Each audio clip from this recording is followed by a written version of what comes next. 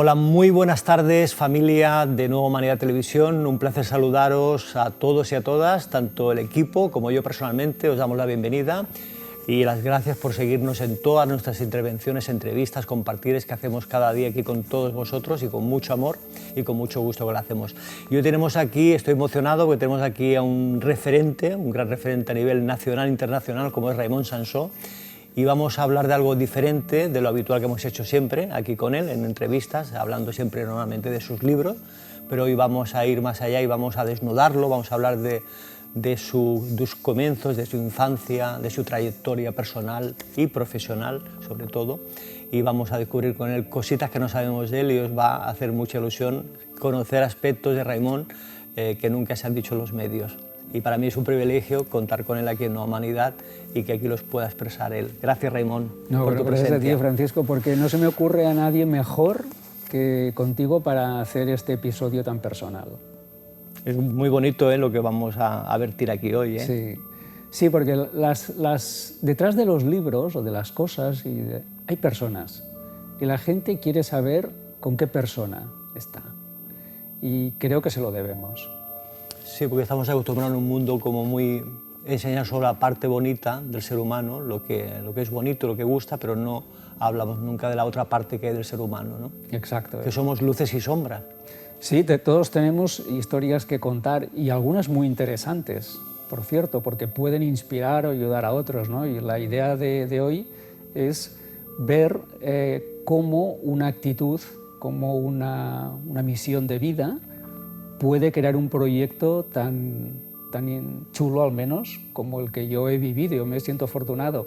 Y ahora quizás es el momento, porque fíjate que yo teóricamente o técnicamente estoy jubilado. O sea, yo he cumplido los 65 años, y la administración me quiere jubilar. Yo no me dejo, porque un escritor nunca se retira. Yo seguiré escribiendo toda mi vida, ¿no? Así que soy un retirado activo. Vamos a ayudar mucho, Raimon, porque eres un referente en el sector nacional e internacional de la autoayuda, del coaching, en la escritura, y cómo no, que la persona vea por todos los procesos que has podido pasar y que se puede conseguir, que se puede lograr si te lo propones, si te enfocas. Exacto. Y haces un trabajo interno como tú has hecho, ¿no? Sí. Ahora mismo hay muchísimas personas que empiezan en el coaching o en la asesoría o consultoría o en la terapia, que algunos quieren escribir libros, etcétera, ¿no? Yo creo que este episodio les puede inspirar a crear un proyecto de vida, a atreverse a hacerlo y a saber que van a pasar y que tendrán épocas de todo, mejores y peores, pero que si se enfocan y se lo toman de una forma muy profesional, van a conseguir algo importante, que ayudará además a otras personas. A él y a otras personas. A él y a otras. Empezamos por el entorno familiar en los años 60, Raimon. Sí, ¿cuánto ha pasado? Los años eras 60. Muy pequeñito, eres el hermano pequeño de 3 hermanos. Sí. ¿Y sí. cómo lo viviste esa infancia? Bueno, era un país, fíjate, yo soy antiguo, ¿no? Cuando alguien te habla de los años 60, pues algunos ni lo han vivido, ¿no? Algunos sí, pero la mayoría no. Era una situación muy diferente. Era un entorno que yo recuerdo con muchísimo cariño, con mucho afecto, porque uno siempre quiere aquello que le recuerda los buenos tiempos, ¿no? Cuando era niño, que pues, los niños normalmente son felices, disfrutan de la infancia. Entonces tengo un gran recuerdo de mi infancia. Yo tuve una infancia feliz. Yo creo que la infancia feliz hace personas felices en el futuro, y que todos deberíamos de preocuparnos para que los niños, los nuestros y los demás, sean felices, porque esto va a marcar el camino, el hecho de que tengan autoestima de pequeños, etc., ¿no?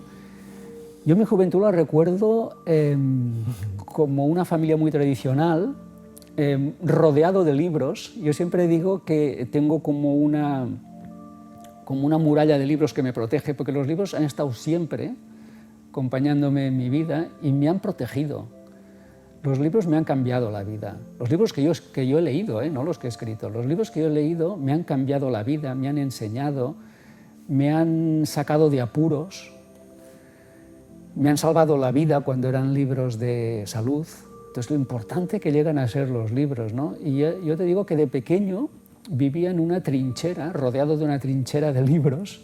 Que te regalaban padres, Porque tus me padres, regalaban. abuelos, ¿no? Sí. Es decir, que estaban creando Un escritor. Un amante de los libros. Como mínimo un lector, como mínimo. Luego ya si yo decidí ser escritor, pues bueno, también está bien.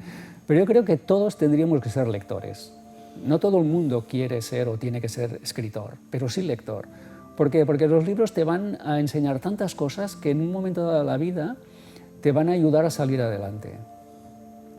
Entonces, yo recuerdo que de pequeño, siempre que había un cumpleaños o había unos reyes, Navidad, siempre había libros. Podría haber juguetes, pero libros seguro.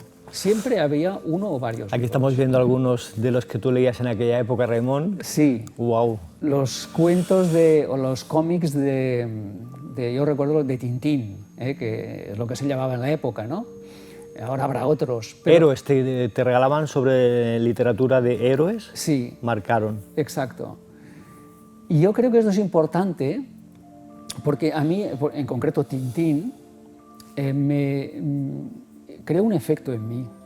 Tintín es un personaje que cree en la justicia, que defiende siempre o que sale siempre a la palestra cuando ve una injusticia, que es una persona honesta, nada egoísta y un poco altruista.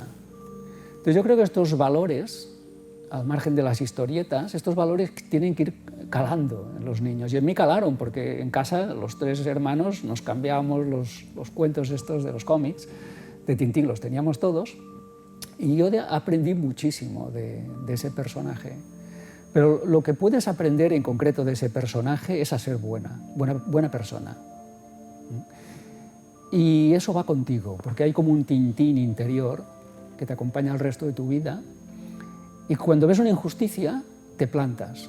Ya sea porque te afecta a ti o afecta a otro, pero te plantas y te levantas y te indignas y dices, no, por aquí no vamos a pasar.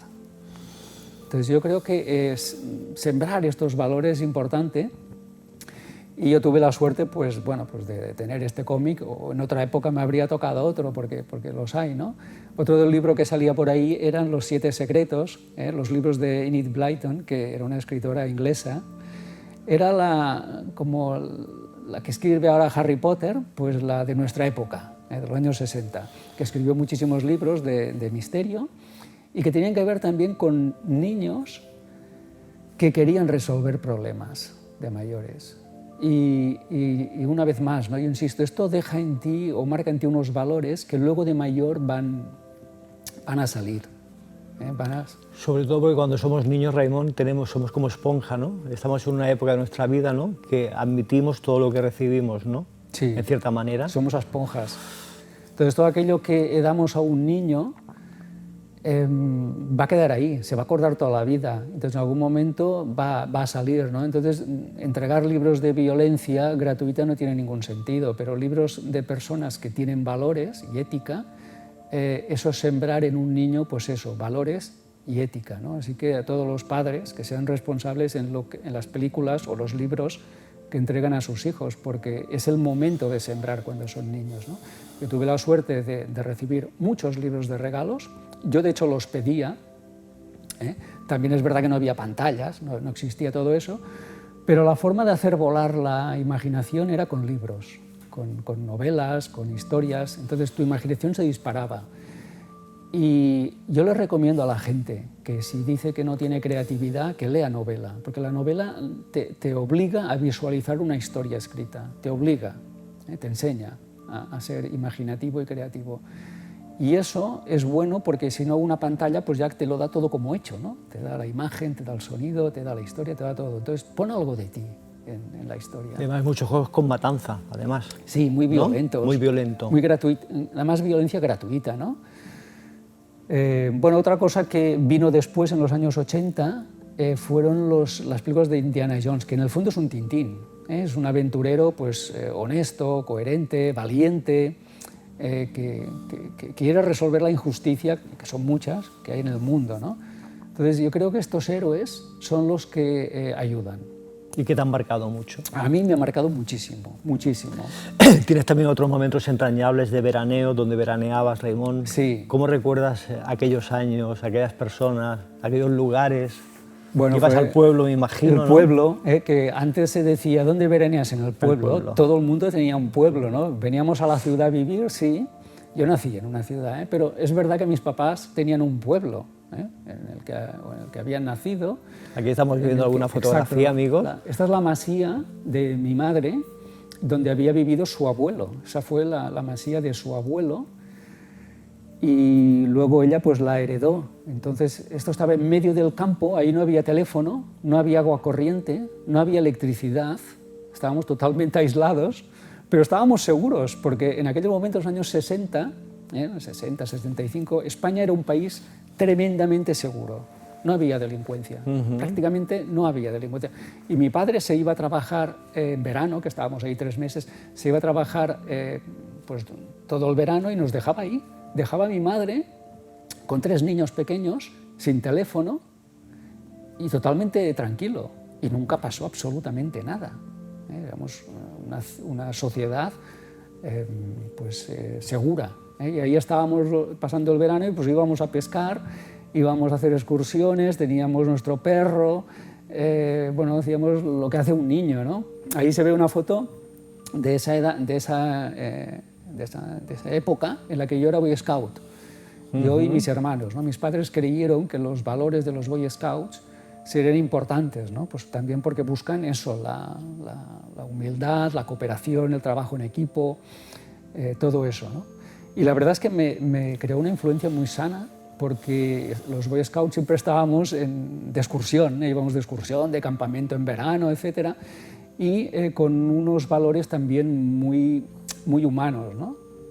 Y yo lo viví como un gran recuerdo, esa época de Boy Scout. Y muy vinculado a la naturaleza, Raimon. Y vinculado a la naturaleza, vinculado al respeto, madre tierra. Y a vivir a la madre tierra, a acampar, levantábamos campamentos con tiendas de campañas, ahí pasábamos 10 días, íbamos al río a bañarnos, no teníamos lavabo, el río era nuestro baño, cocinábamos en grupo, jugábamos, en fin, tuve la suerte de no estar marcado por las pantallas, ¿no? Y tener que ser mucho más participativo y de relacionarme con otros niños, que me ayudó muchísimo, muchísimo a crear una, no sé, yo te diría que es una forma, ¿no?, de estar en el mundo y de tener una vida no tan tecnológica, que no estoy en contra, porque luego pues, de mayor yo acepté todo lo que la vida me ofrece y uso la tecnología, pero está bien también tener una parte sin tecnología, pero con mucha humanidad, mucha calidez. También rodaste películas. Te atreviste a rodar 2 películas, Raimon. Esto la gente Pero no cuántas lo sabe. cosas has hecho ya de pequeño, en aquellos años. No Tarzán, Tarzán, entre sí. otras. 2 películas, fíjate, en aquellos tiempos se puso de moda pues, comprarte una cámara Super 8 de filmar, sí, de grabación. El que la tenía era rico, mi padre no es que fuera, no eran ricos, ni mucho menos, pero trabajaban mucho los dos, ¿no? Y mi padre se compró una cámara de filmar Super 8, que era bueno, pues, lo que había en aquel momento, pero era un lujo tener una cámara de filmar Super 8. Entonces, pues, bueno, pues, filmaba eso, ¿no? Los cumpleaños familiares y tal. Y un día se le ocurre, porque era muy creativo, él era aparejador, arquitecto, y tuvo una idea y dijo, ¿y por qué no hago una película? Fíjate, él, que era pues, arquitecto y que estaba, pues ¿por qué no? Entonces él ideó un guión sobre Tarzán, que era uno de los héroes de aquella época. ¿Tú recuerdas las películas de Tarzán que se hacían en blanco y negro? Era cine en blanco. Tarzán, Orzoway. Sí. Y se le ocurrió hacer una película. Entonces nosotros, sus 3 hijos, íbamos a ser los protagonistas. Entonces mi hermano mayor era Tarzán. Claro, yo no daba para tanto, Te estoy hablando que tenía 7 años. Entonces, mi hermano mayor, que tenía 10, era Tarzán, mi hermana mayor era Jane, la compañera de Tarzán, y yo era un explorador.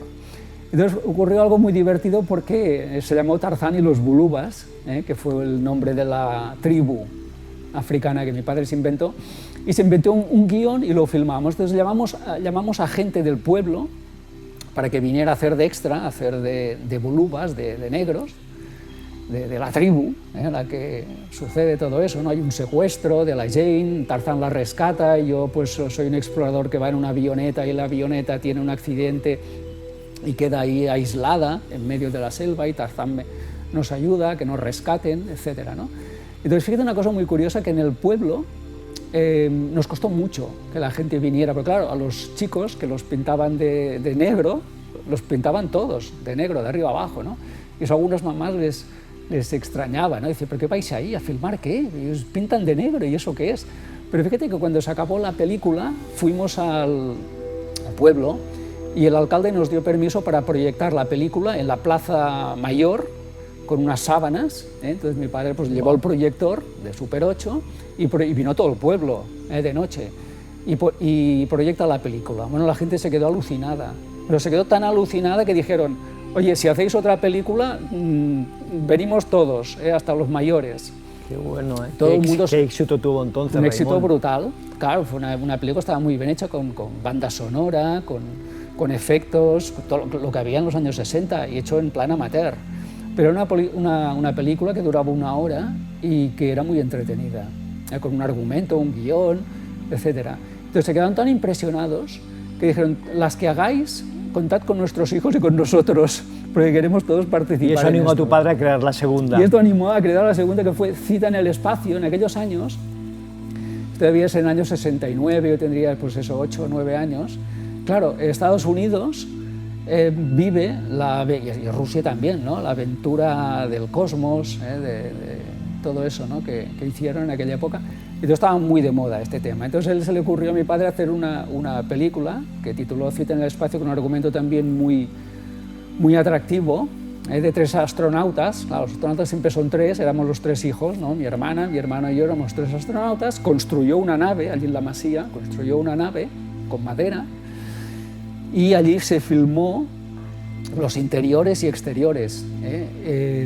Bueno, fue algo espectacular, porque claro, ya tenía más experiencia, tenía más medios, participaron muchos niños, unos que formaban parte de la NASA, otros que eran la gente que vivía en el planeta, porque llegábamos a un planeta, aterrizábamos en el planeta y nos encontrábamos con una especie local que nos recibía. Luego pues había también otros seres de otros planetas que nos ayudaban, unos ETs, ¿no? Todos muy bondadosos, obviamente, y con una moraleja. Había una moraleja en toda esta película, y también pues tuvo un éxito brutal. Y estamos en la portada los 3 hermanos, que somos los 3 como una, que me acuerdo que llevábamos un traje que era un pijama blanco, mi madre pues lo cosió todo con las banderas americanas, nos compramos un casco de esos de astronauta. Bueno, quedó muy aparente. Estaba muy currado para aquellos años, Raimon? Muy currado. Mi padre, que trabajaba en una empresa multinacional en aquellos tiempos, le dejaron filmar en la empresa los domingos. Wow. Porque mi padre era el aparejador, el arquitecto de la empresa. Entonces le dijeron, bueno, pues una persona de confianza, le dieron las llaves para que el domingo fuéramos allí a filmar. Y entonces, claro, teníamos todas unas oficinas súper modernas, años 60, con ordenadores. Me acuerdo de unos ordenadores IBM inmensos, unas máquinas descomunales, ¿no? que en España había pocas en ese momento. Y nos dejaban sentarnos ahí. Y entonces, claro, era como el personal de la NASA, que estaba, bueno, pues dirigiendo el vuelo, ¿no? Entonces pues teníamos eso, teníamos una NASA, teníamos ordenadores, teníamos un cohete construido por mi padre, y luego filmamos exteriores allí en la Masía, que salió... Que es donde ibais cada verano. Que íbamos cada verano. A hacer todo el verano allí, Exacto, ¿no? teníamos extras, todos los que queríamos, porque la gente quería participar del proyecto, y también nos salió una película que duró 1 hora o más, y que estaba muy bien hecha. La verdad, todo el vestuario... Felicidades a tu padre. Fue un genio. Por esa genialidad que tuvo. Fue un genio, porque todo esto lo hacía, pues, bueno, pues no lo sé, por hacer algo en casa, ¿no? En lugar de irte pues, a un museo, pues vamos a hacer algo activo, vamos a crear una película, vamos a hacer que los niños participen y vamos a involucrarnos todos en un equipo que está creando un proyecto, ¿no? Y eso a mí me encantó. Yo lo pasé, por eso digo, tuve una infancia feliz, porque había libros, había películas, había un poco de todo, ¿no? Y eso forja, yo creo que forja a las personas. Parte de ti.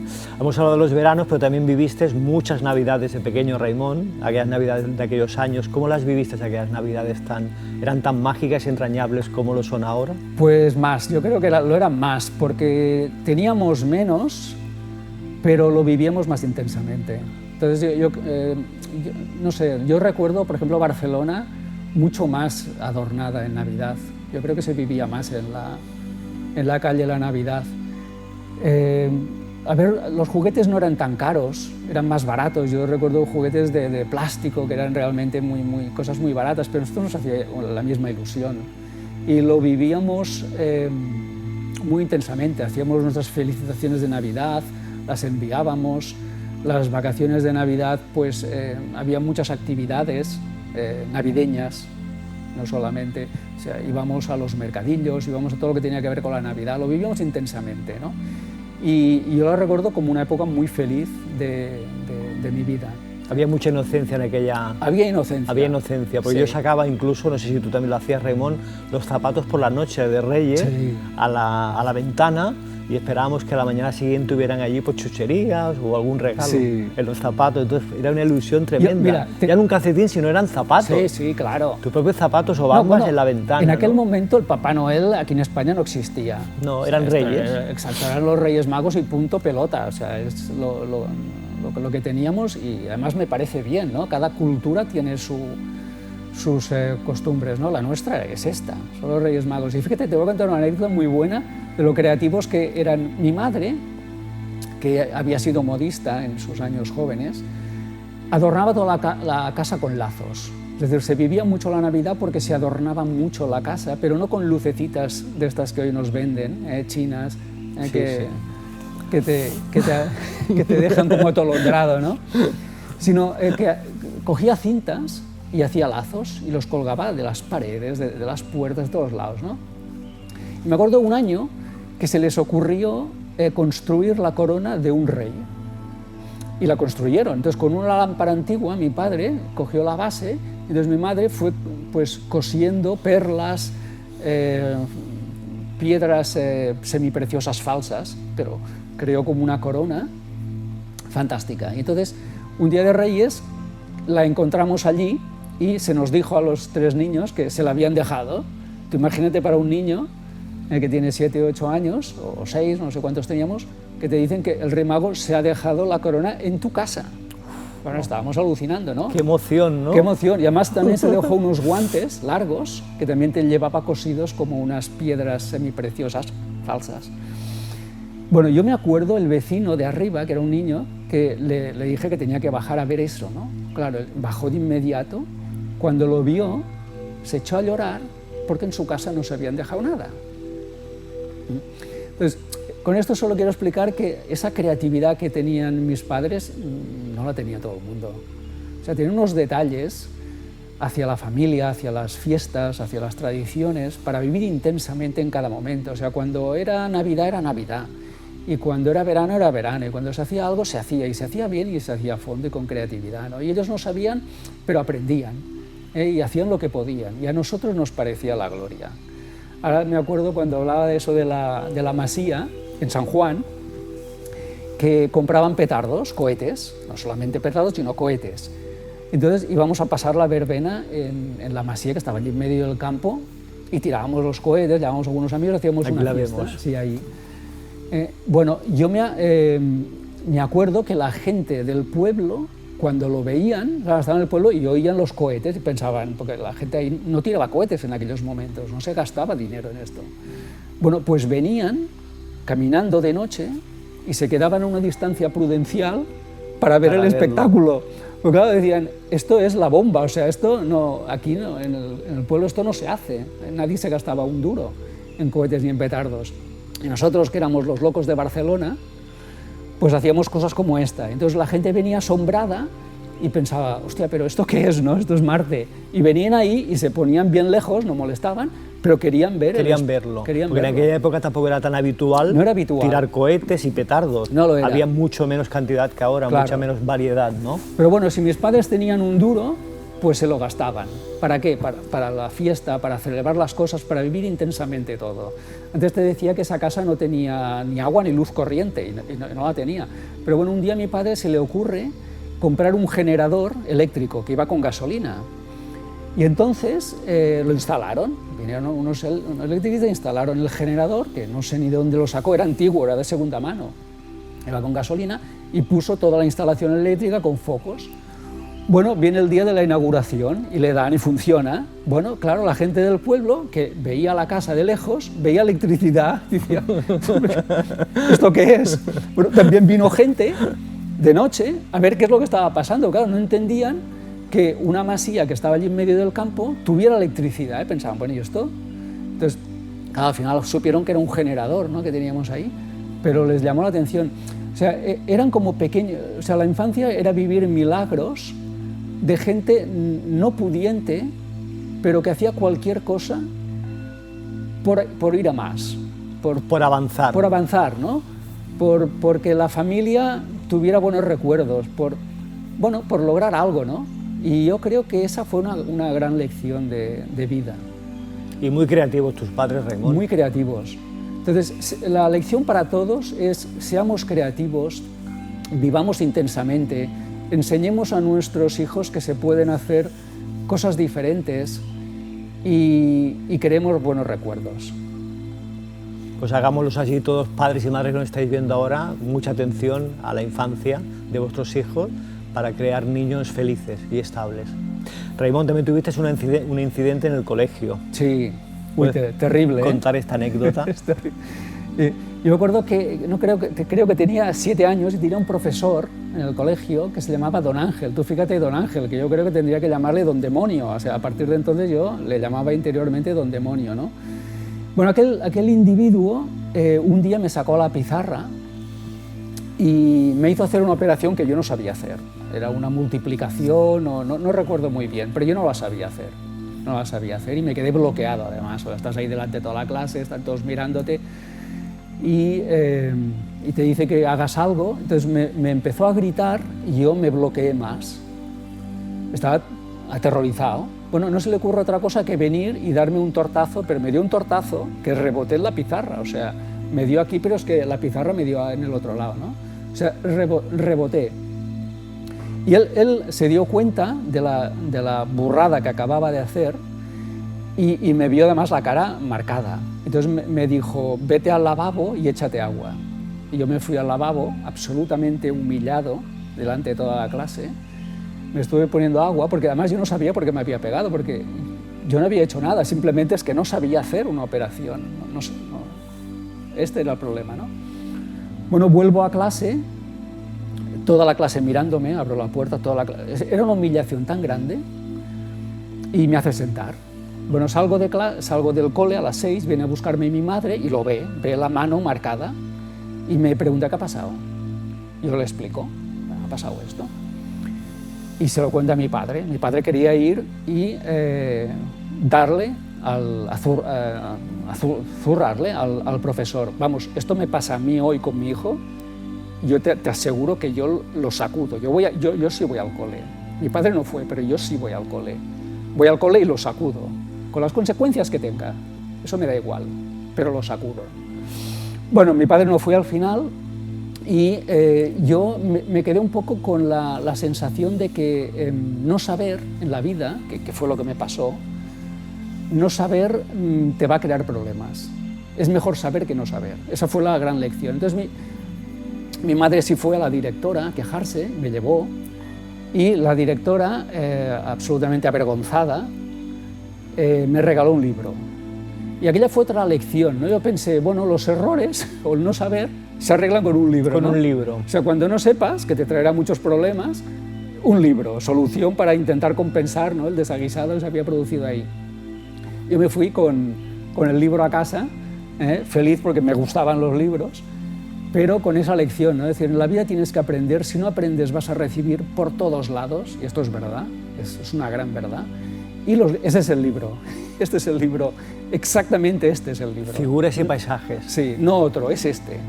Este es el libro que tuve pues el detalle, ¿ves?, de filmarlo, porque era un libro en blanco y negro, fíjate. Y me acuerdo que sale Isaac Peral ahí. Yo aprendí quién era Isaac Peral, que es el inventor del submarino, gracias a este libro, que me lo leí muchas veces, ¿no?, que tampoco teníamos tantos libros. Entonces, esa es la conclusión. En la vida hay que saber. Es decir, que tú ya de pequeñito, Raimon, en cierta manera, lo que te iba ocurriendo en tu vida, intentabas buscar la parte de lección que te daba la vida, ¿no? Sí. Y fíjate que lo que te decía antes, que al final los libros crean como una trinchera que te va a proteger. Si no tienes esa trinchera, estás vendido. Porque un día tendrás un problema que puede ser económico, de salud, profesional, da igual, de pareja, no importa. Pero si no eres una persona leída, vas a recibir por todos lados, por todos lados. Y además no sabrás qué puedes hacer, ¿no? Claro. Porque los libros te dan estrategias, te dan ideas. Entonces un libro que vale 15 euros, que solo te da una idea, aunque solo te dé una, te puede salvar la vida. A mí, yo recuerdo que de mayor tenía dificultades digestivas y no sabía el por qué iba a los médicos, no sabían decirme, y al final pues empecé a buscarme la vida, ¿no? Decir, bueno, si no saben qué hacer, pues tendré que hacer algo. Empecé a leer, ¿no?, sobre problemas digestivos y tal, y al final di con un libro que hablaba del gluten y la intolerancia al gluten, y dije, es esto, nadie me lo ha dicho.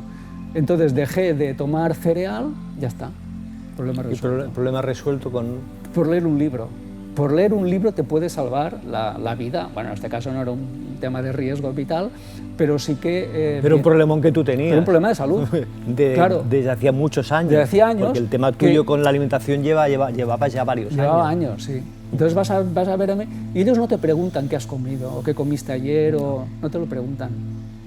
Entonces ahí está el problema, que muchos de nuestros problemas sí vienen por nutrición o por otros hábitos, y que seguro que hay un libro, seguro, o no, hay 20, que hablan de eso, porque ese problema ya lo tuvo antes alguien. Entonces tú tienes que buscar quién ha tenido este problema, qué es lo que hizo, y si le funcionó o no le funcionó, y luego probarlo. Y lo hice, lo probé, nada, problema resuelto, era el gluten lo que me perjudicaba. Sí, estoy de acuerdo contigo que los libros nos inspiran, nos ayudan a crecer, a evolucionar y a aprender mucho sobre nosotros y sobre la vida. Sí. A mí me marcó mucho en su día Paulo Coelho, me ayudó a ser lo que soy hoy, ¿no? Raimon, también la música presente desde los 6 años con Frank Sinatra, los Beatles, sí. Música que ha marcado mucho en tu vida, ¿no? Sí, ahí están los discos, estos son los que yo tenía, son los que compraron mis padres. Estos Extraños libros, en la noche, ¿eh? Sí, en español. Estos libros tienen unos 60 años y ahí están, ahí aún existen y se pueden escuchar. Todavía tengo un tocadiscos que los reproduce, tienen 60 años estos discos. Wow. Tenía muchos más, pero tú fíjate que un día aparece tu padre con un tocadiscos, que ya te digo que entonces no todo el mundo tenía tocadiscos, que además era estéreo, o sea que esto era la bomba. Wow. O sea, estéreo que tenía dos fases, estereofónico, ¿no? Y nada, lo instala y nos trae un disco que era este, el de Frank Sinatra. Trajo 2, solo le llegó el dinero para 2 discos.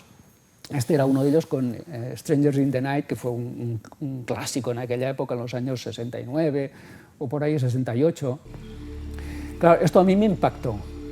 Me impactó porque sí que es verdad que escuchaba la radio, pero claro, cuando escuchas algo en casa y yo no sabía quién era este individuo, Frank Sinatra, a mí me impactó aquellas orquestas, sí, los arreglos de Nelson Riddle, que era un arreglista, un conductor de orquesta.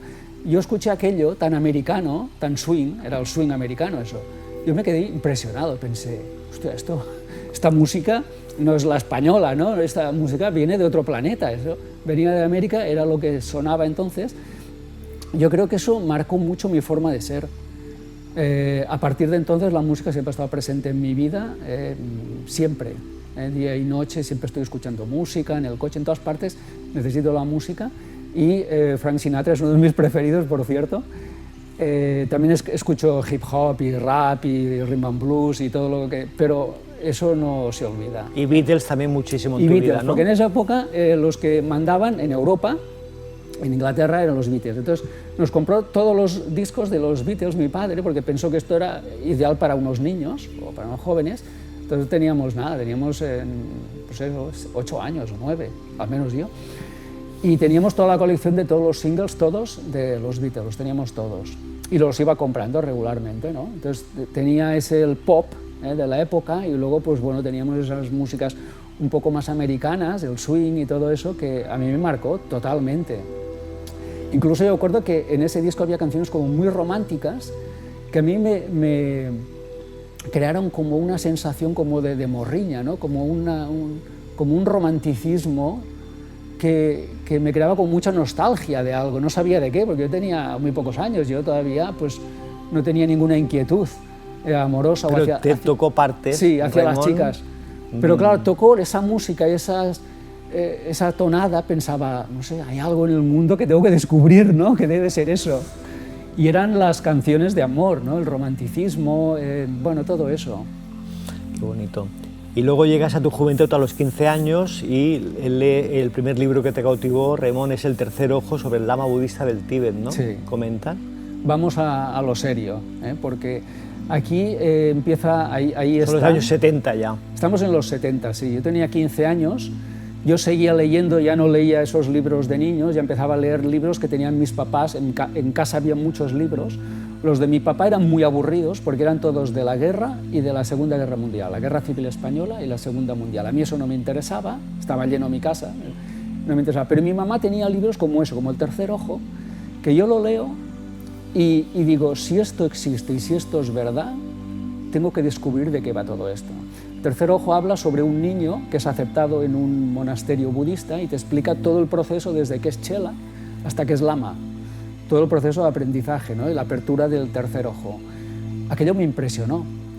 Y esto que es verdad, porque al margen de que sea una novela o no, lo que cuenta es cierto, la existencia del Tíbet, del budismo y de la tradición de los lamas en los monasterios, aquello me impresionó de una forma bárbara. Yo tenía 15 años y aquello me dejó... Yo creo que aquello abrió la puerta a la espiritualidad, a buscar una respuesta que no estaba en la religión convencional, a una filosofía que es el budismo, que no es una religión, sino que es una filosofía, y aquello me abrió unas perspectivas en las que yo sabía que tenía que profundizar en el futuro sí o sí. Si ya tan jovencito tú ya sentías esa inquietud. Sí. Por las tradiciones espirituales orientales. Sí, porque habíamos visto, no sé, por ejemplo, en televisión habíamos visto muchas películas de Kung Fu, ¿sabes? De cosas... De Bruce Lee, ¿no? De Bruce Lee, de David Carradine, de películas sí, en las que se nos hablaba de maestros, acólitos, de enseñanzas. Todo esto creaba como mucho misterio e interés, ¿no? Y yo quería investigar todo eso. Entonces, a partir de ese libro, El tercer ojo, yo digo, esto no me lo han contado en clase de religión, esto me interesa mucho, esto de la espiritualidad, la reencarnación y los viajes astrales, la medicina tradicional del Tíbet, esto a mí me interesa muchísimo. ¿Y tu madre ya tiene esa tendencia en los años 70, Raimon? Mi madre. En aquella época. Sí, sí, fíjate, ¿eh? ¿No? Sí. Es curioso los y años leían 70. Muchos libros, fíjate que hay también budismo, uno que es de Daniken, von Daniken, que era el número 1 sobre el tema de la ufología. ¿Que le gustaba a tu padre? Que le gustaba a los dos. A los dos les gustaba mucho. Entonces sí que había muchos libros en casa de ufología. Y era un tema también que me interesaba mucho, ¿no? Pensaba, bueno, pues y esto del cosmos, y ahí quién hay, ¿no? Y esta gente viene. Y pues empecé a leer a Daniken y me quedé alucinado. Claro, porque él nos hablaba de que habían venido, no ahora, claro que venían ahora, es que habían venido hacía miles de años y que nos habían dado la civilización y que de alguna forma habían sido los dioses a los cuales nosotros nos referíamos en los libros religiosos, ¿no? Y los ángeles, los dioses en plural, dioses, eran gente que venía de otros planetas y con una tecnología diferente, claro, eran percibidas como dioses, ¿no? Como ángeles que volaban, etc. Entonces empecé a leerme esos libros de Daniken y a la vez empecé a leer también, hay un libro que es Vargas Llosa, Los cachorros, que es una obra maestra, es un libro que yo recomiendo a todo el mundo que se lo lea, que también me dejó muy impactado. Entonces yo descubro a los novelistas latinoamericanos, como él, como Vargas Llosa, o como Gabriel García Márquez, de la cual mi madre también era una fan, y tenía todos los libros de Gabriel García Márquez, premio Nobel de Literatura. Y de Llosa también.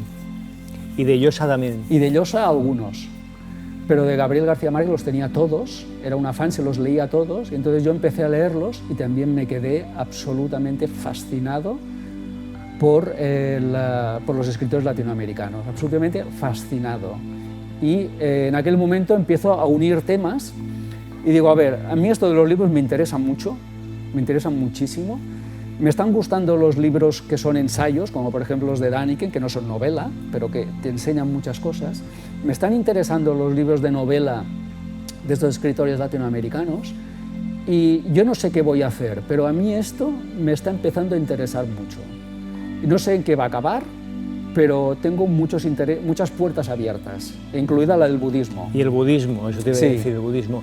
Y los niños de tu edad, Raimon, en esa época, nada de esto. Nada de nada. ¿Y te sentías extraño, te sentías raro? Sí.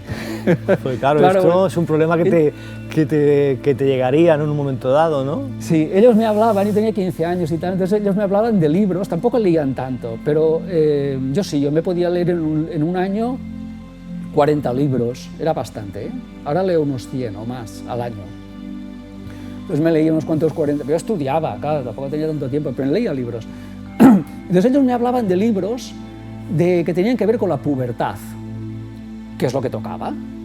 Pues historias de jóvenes, de adolescentes, temas románticos, también sexuales a esa edad. Me acuerdo de un libro muy famoso en aquella época que era Edad Prohibida, bueno, que hablaba de eso, de los chicos, de lo que éramos, chicos de 15 años que están descubriendo pues, las relaciones, el sexo y todo eso. Y a mí me interesaba mucho también. Pero además tenía otros libros que tocaban temas que a la gente, pues hombre, esto de los ovnis y del budismo... Que tú ni lo comentabas, ¿no? Imagino, no mucho. En silencio para ti, ¿no? Ibas andabas haciendo, ¿no? Sí, no mucho porque tampoco lo entendía todo, ¿eh? Entonces, bueno, pues era algo que yo, no sé, tenía ahí, pero que tampoco entendía demasiado. Y luego te influyeron unas lecturas, ¿no? Que hablas de Pablo Neruda, de Salinas, de Machado. ¿Estos te influyeron muchísimo en tu vida, Raimon, estos libros?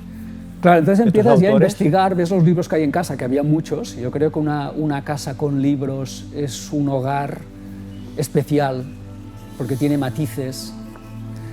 Y si no los hay, yo creo que es una carencia. Una casa sin libros es una casa triste. Entonces tuve esa suerte de que había libros, aunque había algunos que no me interesaban nada, los de política y de guerras y tal. A mí, pues no, historia, en realidad eso no me interesaba mucho, pero los demás sí. Entonces yo buscaba libros y empecé a comprar libros. ¿Tú ya comprabas personalmente? Empecé, sí, con la asignación y tal, pues empecé a comprarme libros. Y me compraba libros entonces de poetas, porque yo pensé, mira, esto de los poetas, estos que saben convencer con palabras tan bonitas, esto con las chicas me tiene que ir muy bien. Entonces, si yo le escribo una poesía a una chica, vamos, seguro que la conquisto. Eso tiene que ser mano de santo. Y entonces me empecé a comprar libros de Alexandre, Vicente Alexandre, que era un poeta que fue premio Nobel español, y me encantó. Me leía Pedro Salinas, ahora no recuerdo si era chileno o de qué país era, pero me encantaba Pedro Salinas, por supuesto en Pablo Neruda y muchísimos otros, ¿no? Entonces yo me iba comprando libros con mi asignación semanal que tenían que ver con la poesía, porque con eso sí me atrevía. Y empecé a escribir poesías y me las guardaba. Y de hecho tengo un montón, una carpeta de poesías, toda la gente no lo sabe, que quizá algún día las publique, o no, ya lo veremos, porque se hicieron básicamente para expresar pues, un sentimiento que yo tenía. En un momento de tu vida que tú estabas viviendo, sí. ¿no? Entonces yo las escribía, a veces tenía novia y se las escribía, o un amor platónico, porque no todo eran novios, a veces eran amores platónicos, de los cuales ellas nunca se enteraban de que lo eran, y se las escribía a ellas, o no, o simplemente lo escribía porque me gustaba, como quien escribe una canción, ¿no? Y escribí muchas poesías, y tengo muchas poesías guardadas. Pues más de una persona daría porque ese libro se publicara, Raimon, de poesía. Igual lo hago, Antes de que te vayas de este mundo, sí, públicalo. Lo estoy evaluando. Y deja ese legado. Por dejar un legado, y no solo por la gente, sino también por mi hijo. Porque los hijos hay un momento en que no te escuchan, porque crecen, ¿no? Entonces ya pues, se sienten los reyes del cosmos, ¿no? Y ya te ven a ti como algo anticuado. Pero luego llega un momento cuando cumplen 30 años, así que vuelven los hijos. Entonces se dan cuenta de que sí, papá y mamá tenían razón en muchas cosas y se acercan y vuelven. Entonces como yo, pues igual ya no estoy en el planeta, quisiera dejar los libros para que cuando mi hijo quiera volver, tenga algo a lo que volver y me pueda leer. Yo siempre le he dicho, mira, ahora chiquito, no te los leas, pero cuando seas mayor, léetelos todos, porque te van a ayudar en muchas cosas en la vida y además va a ser estar en contacto conmigo cuando yo ya no esté en este planeta. Entonces él me mira así como un poco triste, ¿no? Pensando, ¿y por qué te vas del planeta? Bueno, pues porque tenemos que irnos todos, ¿no? Iremos a otros planetas, espero, ¿no? Y Y yo le digo eso, entonces dejar un legado, pues bueno, igual lo hago por él, ¿no? Y dejarle una obra poética, hacer un libro solo de poesía, y ya veréis que hay muchísimo de poesía romántica. Y también por tantos y tantos fans que tienes en el mundo, Raimon. Sí. Tienes muchos fans, eso también les encantaría poder ver esas novelas tuyas, sí, seguro, de los años 80, ¿no? Yo soy una persona, y siempre lo he sido, soy una persona muy sensible, ¿eh? Yo puedo dar una imagen muy dura, muy contundente, muy pragmática, que lo soy, y a veces incluso de mucha mala leche. La gente que me sigue en las redes, a veces yo pues doy un puñetazo en la mesa. ¿Das caña? Doy caña. Das caña. Doy caña. Pero es una persona muy tierna, increíblemente tierna y dulce por dentro. Es como un bombón de chocolate que luego dentro tiene licor, ¿no? Pues dentro hay una ternura absoluta, desbordante, algo bárbaro. Y en las poesías se ve, se nota. Bueno, en las poesías tú lo verás que aún no se han publicado, pero has publicado libros en el cual también se muestra esa parte de ti, Raimon, Sí. esa parte humana, esa parte tierna, de Bueno, en Dos almas sensibilidad. gemelas, luego los veremos, hablaremos Luego, de Dos almas luego gemelas. los veremos, porque luego llega tu primer libro en los años 90, 80 y 90, ¿no?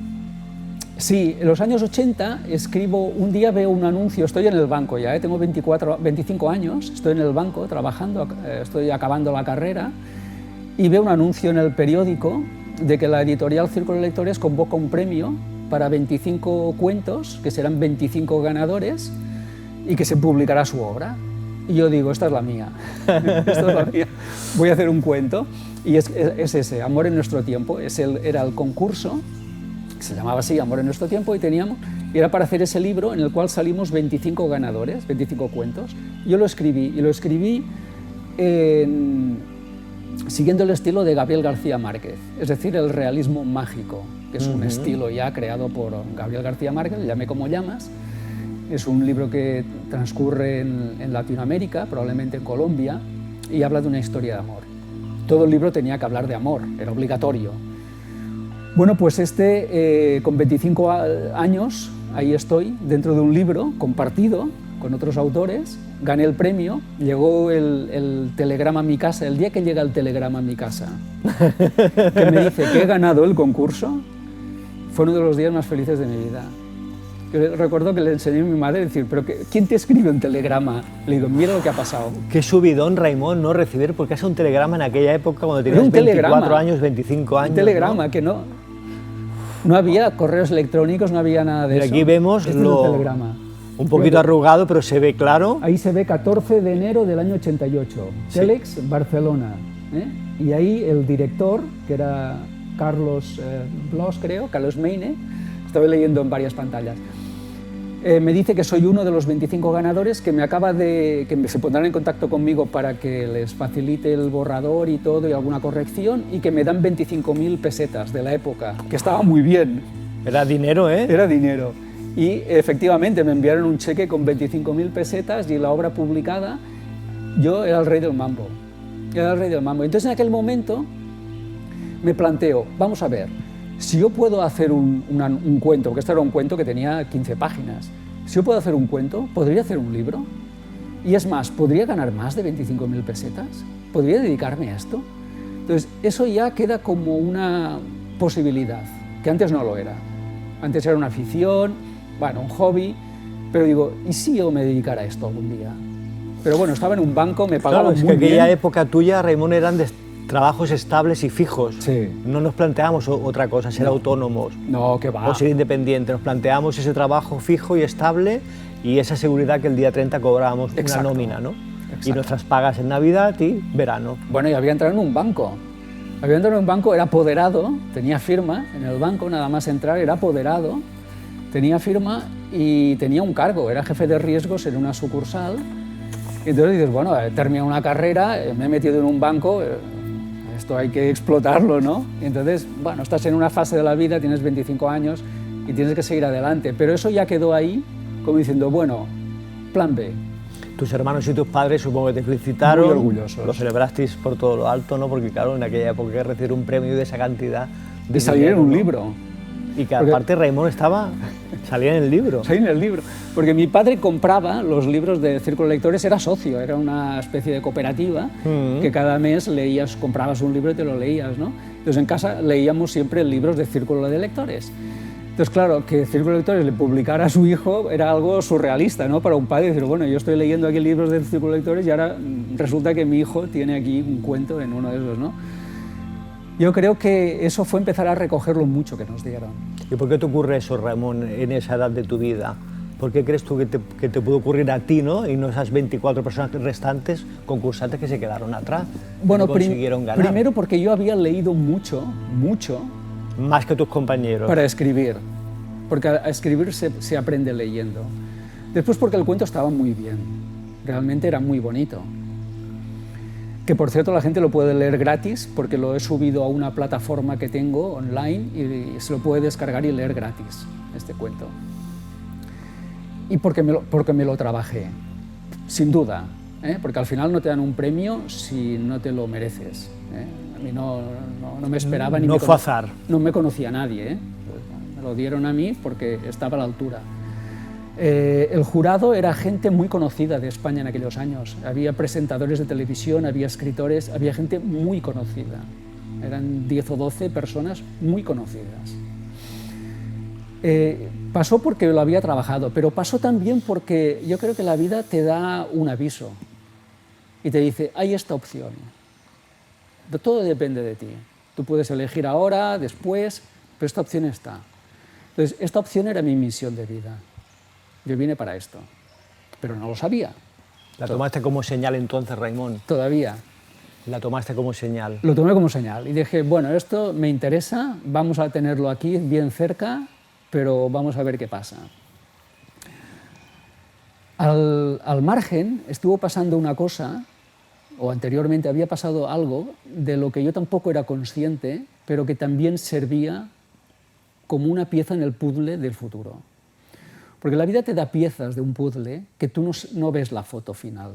Tú no sabes cuál es tu vida ni tu misión de vida, tú no sabes nada, pero tú vas recibiendo piezas y todavía no te encajan. Pero una de las piezas que yo había recibido era la siguiente. Por algún motivo, cuando tenía 11 años y empecé el bachillerato, tuve la sensación de que cuando acababa una clase yo tenía que resumirla para entenderla. La tenía fresca, la tenía que entender. Si hacía eso, el día del examen me iría mejor. Eso no me lo dijo nadie, lo deducí yo y lo decidí yo, y lo hacía. Entonces mis amigos, yo recuerdo que se iban al recreo, al descanso, y estaban ahí hablando, o jugando, haciendo lo que quisiera, y yo no iba. Yo me quedaba en clase solo. ¿Y sin recreo? Sin recreo. Bueno, no todo, o sea, si el recreo era media hora, yo estaba un cuarto de hora, y luego salía al recreo. Pero me quedaba solo en la clase, solo, no había nadie, estaba yo solo. Y empezaba a resumir las ideas en una libreta, o sea, me compré una libreta, iba resumiendo las ideas, y lo iba resumiendo. ¿Para qué? Para que el día del examen me fuera mejor, ¿no? Y me ayudaba. Entonces, luego pensé, con los años, ¿yo por qué hacía eso? Pues te lo voy a explicar. Yo soy un gran lector y leo mucho, muchas cosas las olvido, pero para que no se me olviden de lo que leo, todos mis libros, están subrayados. Con fosforito, con rotuladores, todos están subrayados.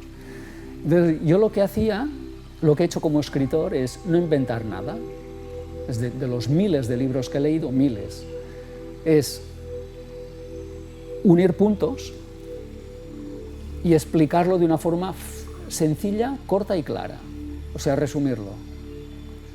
Entonces yo me di cuenta y dije, caray, pues esto ya lo hacía yo de pequeño. Pues yo me iba allí a un rincón de la clase solo y resumía la lección para que lo pudiera entender. Pero si me he estado entrenando durante todo mi bachillerato, me estaba entrenando para hacer esto. Entonces es cuando pones en orden las piezas de la vida, el puzzle, que ves que tiene sentido una cosa que tú hiciste o viviste y dices, ¿esto para qué pasa? Ya lo sabrás. Llegará un momento que tendrá sentido y pondrás todas las piezas juntas. Yo me estuve entrenando para ser escritor cuando tenía 11 años. ¿Ya te sentías un niño entonces diferente al resto? Ahí lo vemos. Me estaba entrenando. Mira, todos estos cuentos, estos son cuentos que yo escribía a mano, ni siquiera a máquina. Los escribía a mano y los ilustraba yo, ahí se ven unos dibujos, y eran novelitas que tenían 3 o 4 páginas. Esto lo hacía cuando tenía 11 años. Entonces, yo estaba escribiendo historias de aventuras, de terror, de lo que había en la tele en eso. Compaginando con el banco, ¿eh? No, ahí tenía 11 años. Ah, ¿eso te refieres que has vuelto para atrás? Sí. Vale. Ahí tenía 11 años yo, o sea, estaba empezando el bachillerato y, bueno, pues hacía esto, crear historias. Bueno, pues como leía mucho, pues también se me ocurría alguna historia y me la inventaba y escribía una historia, pues, de misterio, de investigadores, de terror, lo que sea, del oeste. Entonces las escribía a máquina, a mano, les ponía una portada, las ilustraba yo con mis dibujos y ya está. Y eso no lo veía ni Dios. O sea, esto ni mis papás lo veían, no lo veía nadie. Para ti. Sí, no para mí. Lo hacía yo, se lo enseñaba a un amigo del cole y ya está. Y ahí acababa la película. Pero a mí me gustaba hacerlo. Entonces hacía eso. Y otra cosa que pasó paralelamente es que hacíamos unas redacciones en clase que buscaban el profesor de literatura o de lengua mejor dicho, de toda la clase, de los 20 que éramos, elegía una, pero por votación, todos leíamos lo escrito y todos votábamos. Entonces el que tenía más votos era el ganador. Entonces casi siempre ganaba yo. Pero yo insisto, ¿pero por qué ganaba yo? Bueno, porque en casa yo le dedicaba tiempo a esto. O sea, yo escribía la redacción, pues era la primavera o el otoño o de lo que tocara, ¿no? Yo me lo curraba y además leía mucho. Yo leía entonces pues, a Juan Ramón Jiménez, el famoso Platero y yo, que fue un libro que me impactó. En fin, leía libros así, sencillos para niño, pero que me tocaban la fibra. Y yo aprendía de ellos y de alguna forma los imitaba, ¿no? Entonces empecé a escribir esto y normalmente el que ganaba en clase era yo, Siempre ganaba el premio, Raimón, primer premio, el más votado, ¿no? Entonces, también pasaba con 11 años. Tú fíjate, me estaba entrenando para escribir, para resumir libros, me estaba ensayando en escribir pues, textos, y todo esto ocurría porque había algo más adelante en mi vida, que sería ese primer premio que hemos visto antes, y luego la necesidad de expresar todo lo que yo aprendí en libros, pero me tenía que preparar. Entonces yo creo que en la vida van pasando cosas que tú no ves por qué pasan, pero cuando ves todo tiene mucho sentido. Entonces me estaba preparando sin saber para qué me estaba preparando. Entonces esos primeros premios que tenía a mí me daban mucha alegría, yo guardaba, de hecho veremos alguna foto donde salen ahí esas redacciones escritas a mano también, que las conservo. Y pasó una cosa muy curiosa entonces. Fíjate, estas son las hojas donde yo escribía a mano. Que las guardas aún, ¿eh? Las guardo. Había más, pero quedaron 3. Solo conservo estas 3 redacciones. Arriba pone primer premio, porque fui el más votado en cada una de estas. Y estaban ahí corregidas a mano, ya lo ves, están ahí tachadas, corregidas, eran bien cortas, pero ahí estaban, ¿no? Entonces pasó una cosa muy curiosa a raíz de esto. Y es que cada año nuestro colegio mandaba a un concurso entre colegios de Barcelona de redacción.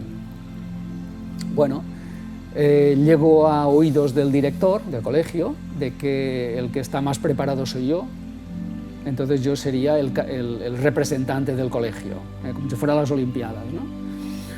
Bueno, un día viene el director y me dice, con toda la franqueza del mundo, me lo dijo sin anestesia, me dice, mira, este colegio ha enviado siempre a gente muy buena y hemos hecho muy buen papel en estos concursos entre colegios, pero no es el caso y no queremos dar una mala imagen, así que este año no vamos a enviar a nadie, te lo digo para que lo sepas. A un niño de 11 años se lo dijo esto sin anestesia al director. El dolor que me causó aquello no te lo puedes ni imaginar, porque a mí me hacía mucha ilusión ir a ese concurso, mucha, pero no me dejó. Así que allí donde esté esa persona, solo tengo que decirle que si tiene internet, se dé un vistazo por Amazon, porque tengo casi 50 libros escritos y 2 premios literarios. Solo quiero decirle eso, sin rencor, pero que se eche un vistazo por Amazon si tiene internet y wifi, allí donde esté, y que vea que he escrito 50 libros, 2 premios literarios. Ahí está dicho, porque el cabreo fue importante, tenía 11 años. Yo creo que a un niño hay que motivarle, y decir, mira, vamos a ir. Si hacemos un mal papel, se hace un mal papel. Esfuérzate, trabájatelo, entrénate, haz lo que puedas, pero tienes que luchar por algo. ¿Nos vamos a rendir? Pues eso es lo que pasó, nos rendimos y yo no fui. Bueno, es igual, no importa, porque la vida te da más oportunidades, ¿no? Ahí estoy yo con unos cuantos libros que no caben en la imagen, porque te digo, a fecha de hoy son casi 50 ya. En los años 50 escribías con máquina Olivetti. De mi padre. De tu padre, ¿no? Sí. Años 50. Que es lo que había, ¿no? Es lo que había, no había ordenador. No había ordenador. Muchos de vosotros estáis pensando Olivetti, sí, Olivetti, máquina Olivetti, era de escribir. Era italiana, era la italiana, la máquina más, no sé, las que estaban más en las casas de las personas. Sí, porque se fabricaban en Barcelona, había una fábrica, en Badalona o así, había una fábrica de Olivetti, entonces aquí había muchas. Y yo escribía con ella, ¿tú te acuerdas de cuando tenías un error, había Tipex, había que corregir ahí, era un drama, escribir con eso era un drama, pero bueno, era lo que había. Y cuando me presenté a ese primer concurso del Círculo de Lectores, escribí con máquina de escribir porque no había. Luego ya cuando estaba ya trabajando a los 20 y tantos años, me compré el primer ordenador, que fue un ordenador portátil, de los primeros que hubo. Que eran enormes, ¿no? Eran enormes, sí. Un portátil carísimo. Y el teclado enchufado al ordenador. Lo tuvo que pagar a crédito. Sí, ahora te voy a hablar de estos dos premios, porque fueron los dos premios literarios que he tenido, que fue el cuento, el primer cuento que tenía 25 años, de Amor en nuestro tiempo, que se publicó con 25 ganadores más, y luego Dos almas gemelas, que fue un concurso. Wow, qué recuerdos, Dos almas gemelas. Que nos unió a nosotros, porque durante la promoción de Dos almas gemelas yo fui a tu radio. A Radio Hospitalet, en Barcelona. Y ahí nos conocimos y amigos hasta ahora. Esto fue en el año 98, imagínate. O sea que son 35, 36, 37 años que nos conocemos. Fue gracias a este libro de Dos almas gemelas que me dio mucha publicidad, se promocionó mucho, porque fue el primer premio de novela New Age que se hacía en España, lo organizó la editorial Robin Book. Yo no los conocía, pero supe de que organizaban este premio y me presenté. Entonces yo quedé finalista, que quiere decir que quedé segundo. Fuimos a la cena, en la cena se reveló quién era, habíamos todos los candidatos, a mí me llamó, me dijo, tienes que ir, porque eres finalista, o eres de los que tienen opciones a ganar, tienes que ir. Entonces yo fui, el corazón se me salía, no gané. No gané porque no sabía construir una novela. Un cuento sí, pero una novela no. Un cuento es muy diferente, una novela es muy complejo. Hay tramas, subtramas, personajes principales, personajes secundarios, diálogos, descripciones. Muy complejo una novela. Y no la supe armar bien. Pero el editor, que era un crack, una persona encantadora, me dijo, mira, este libro no podía ganar. No podía ganar. Ganó una chica, merecidamente. Tú has quedado finalista, o sea, segundo, pero haremos una cosa, vas a reescribirla, te voy a presentar un escritor para que te enseñe qué es la trama, la subtrama, el personaje, te diga un poco la estructura, ¿no? Y tú lo reescribes, y entonces lo publicaremos. Bueno, pues así fue, estuve meses trabajando ese libro, quedó bien, quedó muy bien, yo leí muchos libros de cómo construir una novela. Ahí, una vez más, ¿no? Lo que te pueden enseñar los libros, quedó muy bien. Y quedó una novela fantástica, fantástica. Se vendió más que el primer premio, mucho más. Es que el título es muy sugerente, Raimon. Sí. Y más en aquella época también. Época. Pensemos en los años 90. Dos almas gemelas, ya se hablaba de almas gemelas, ¿no? Sí, este era el 98. Entonces, este libro, esta es la primera edición, que fue muy trabajada, estaba ilustrado por dentro, hizo un gran trabajo la editorial. Hizo una campaña de promoción muy grande. La recuerdo. Me llevó por toda España. Eso fue que muchísima gente me conociera. Yo creo que yo empecé como escritor ahí, aunque ya había publicado 2 libros en Novelisco, que era Taller de Amor y Volver a la Alegría. Pero este libro fue la bomba. Entonces conocí a muchos periodistas como tú, fui a muchas radios, a muchas televisiones importantes. Y además. Prensa, que en aquella época estaba la prensa en buenos niveles muy altos de lectura, y salías publicado en todas las revistas, Cuerpo y Mente, Integral, Karma 7, Más allá de la ciencia. Muchos anuncios, sí. Bueno, se había publicado por todos los sitios, fue un libro que dio mucho que hablar. Y Raimon Sasso se convirtió ahí en una figura relevante en España y en América. Aún estoy en un banco entonces, y entonces ya me planteo, ya a raíz de ahí sí que ya dejé el banco y dije, chico, O sea, ya te lo han dicho de una forma, de otra, o sea, a buen entendedor... El puzzle ya empezaba a encajar. El puzzle empezaba a encajar y de chico, a buen entendedor pocas palabras bastan, esto es lo tuyo, tienes que dedicarte a esto, va a ser difícil, no sabes nada, no has estudiado para esto, yo he estudiado económicas, vas a empezar de cero, pero puedes hacerlo, otros lo han hecho. Y ahí empieza mi carrera como escritor.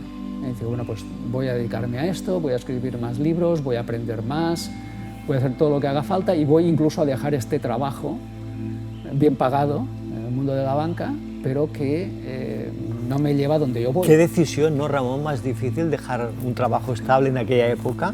Sí. Y bien remunerado que estaba, ¿no? Y que podías ir ascendiendo además en el banco. Me costó mucho, me costó muchísimo. Me costó casi una depresión. De hecho, fui al médico, era una doctora, al médico del banco, y ella me diagnosticó depresión, un inicio de depresión, porque yo estaba en un sitio, era un pulpo en un garaje. Yo no quería estar en el banco, había estado muy bien, ya llevaba años, pero yo ya no quería estar más, yo quería hacer otra cosa, quería escribir, etc. En esa foto es el día que me dice Ediciones Obelisco, año 95, que publica mi primer libro, Taller de Amor. Qué feliz se te ve, ¿eh? Sí, Ramón. ahí estoy con una copa de cava, mi pareja me estaba haciendo la foto y yo feliz, un aspecto muy noventero, ¿eh? Pero bueno, ahí estaba yo con 35 años y me dicen que me da la gran noticia, una editorial de primera fila como es Ediciones Obelisco, a la que estoy muy agradecido porque antes de ella yo había ido a 30 y pico editoriales, todas me dijeron que no, y esta me dice que sí. Y yo en ese momento me siento escritor, porque ya tengo editorial, es el año 95, mi primer libro, Taller de Amor, un ensayo de crecimiento personal, saldrá al público. Es el pistoletazo de salida. De aquí le enviamos un saludo a Juli Pera de Jordi, sí, por todo lo que hizo por ti. Un gran editor, Raimon. Una persona que siempre llevaré en mi corazón, por haber confiado en mí, y no solo por eso, porque me ha demostrado con los años que es muy buena persona, que es una gran persona. Me lo ha demostrado una vez y otra. Entonces, siempre le tendré en mi corazón. Desde aquí le enviamos un fuerte abrazo y gracias por confiar en Raimon, que fíjate lo que tenemos hoy aquí, esta eminencia de escritor, ¿no? Y bueno, ahí vemos una revista, porque artículos como este aparecían continuamente en las revistas de desarrollo personal. Había anuncios, había artículos, había entrevistas. Cuerpo y mente integral estaba en aquella época. Cuerpo y mente, sí, integral. Saber vivir. Saber vivir. Creo que ya existía en aquella época. Vital, también fue una revista que impactó mucho. Bueno, entonces todo esto me dio, y era el año 98, era ya 3 años después de mi primer libro, del año 95, pues ya empiezo a tener lectores y mi cara empieza a sonar, porque salen muchas fotos, entrevistas, televisiones, etc. Entonces ya empiezo a sonar. Y fíjate qué aspecto que tenía de año noventero, Iba con el uniforme del banco, ahí con la corbatita y todo. Yo salía del banco y me iba a hacer las fotos, etc. Entonces ahí empieza una carrera. ¿Cuál es la moraleja aquí? Tú has nacido para lo que has nacido. Te puedes resistir, pero la oportunidad vendrá a buscarte una y otra vez, hasta que digas que sí. No va a ser fácil, va a ser lento, vas a tener que convencer a mucha gente y a luchar mucho, pero vale la pena hacerlo, porque da sentido a tu vida. Y creo que todo el mundo tiene que luchar por aquello que quiera. De cierta manera, ¿la vida nos conquista, Raimon? Yo creo que sí. Yo creo que tenemos una elección, un contrato de vida firmado antes de venir y que tenemos que cumplir, está firmado. Tenemos que cumplir. Entonces la vida te entretiene, te despista, pero tenemos que de vez en cuando redirigir nuestros pasos hacia aquello que queremos hacer y aquello que tiene significado para nosotros. Sea poca cosa o mucha cosa, no importa, no se trata de tener éxito, ni de triunfar, ni de ser famoso, no es eso. Se trata de que cada uno esté en su sitio. Alineado. Exacto. Con su propósito. Coherente, alineado. Si eres famoso o no, eso no tiene ninguna importancia. Lo que es importante es que tú estés en tu sitio, en el mundo, encuentres cuál es tu lugar. Es decir, que todas las personas que nos están viendo ahora, todos tienen esa misión y ese cumplido que hace Raimon. Exacto. Todas, absolutamente todos hemos venido todos y por todas. algo. y a ocupar un lugar en el mundo. Y todos están bien y todos son necesarios.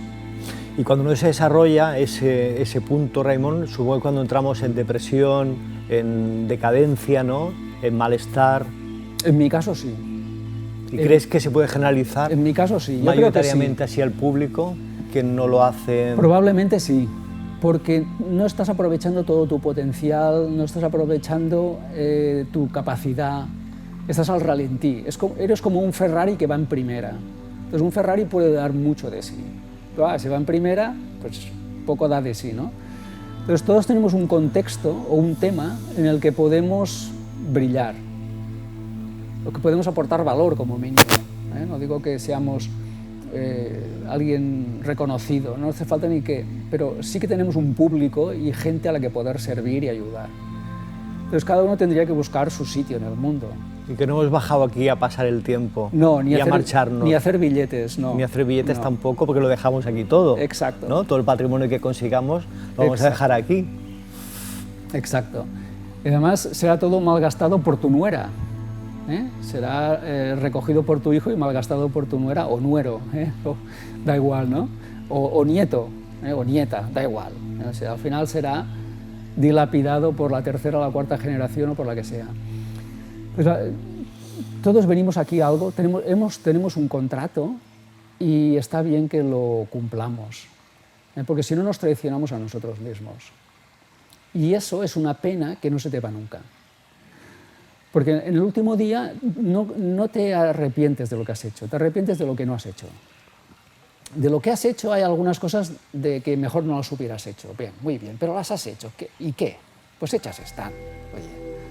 Pero lo que no has hecho, eso sí te duele de verdad.